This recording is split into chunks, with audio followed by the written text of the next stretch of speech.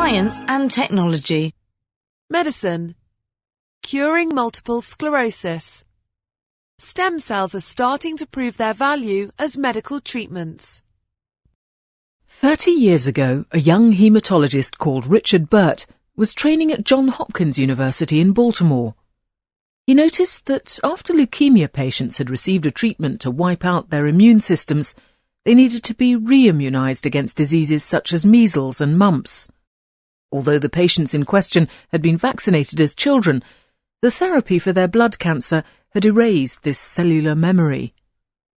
Dr Burt turned to his teacher, William Burns, and asked whether the same might be possible in autoimmune diseases. I could see a light go on in his eyes. "You should try it in multiple sclerosis," he said. Thus began decades of painstaking work.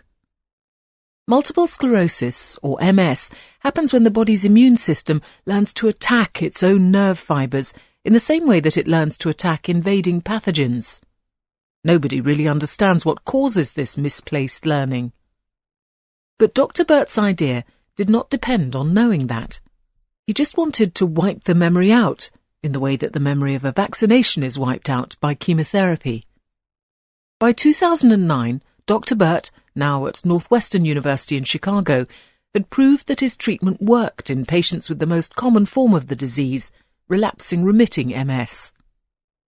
The treatment involves using lower-dose chemotherapy to kill the white blood cells that are responsible for attacking nerve fibres, and then rebooting the immune system using stem cells collected from the patient before treatment began.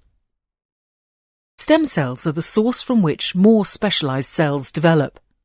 Those found in bone marrow, known as hematopoietic stem cells, produce the many different cells found in blood, including the white cells implicated in MS.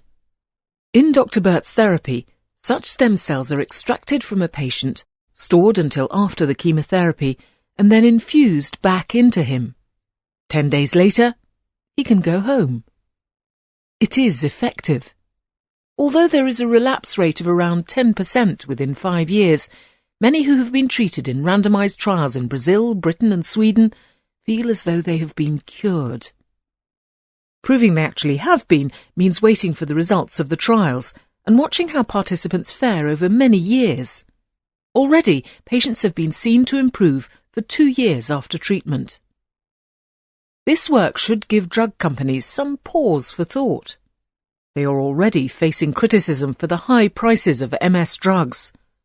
Moreover, though such drugs can slow the progression of the disease, they cannot do what the stem cell therapy seems able to, which is to reverse it and improve patients' quality of life, for example by allowing them to walk again. Last year, a study published in Neurology found that the cost of MS drugs had risen 5 to 7 times faster than the general inflation rate for prescription drugs.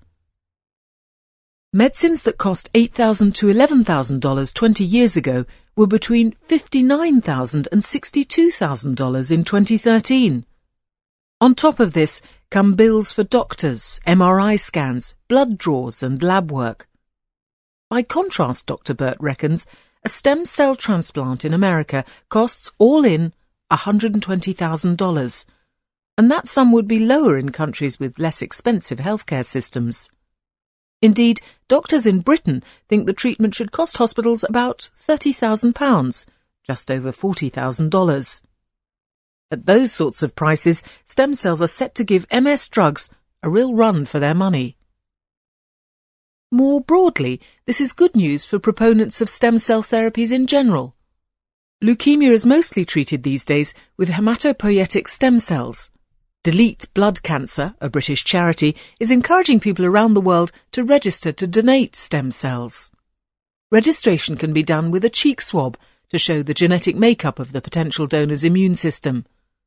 The cells themselves, if needed, are collected via a blood donation.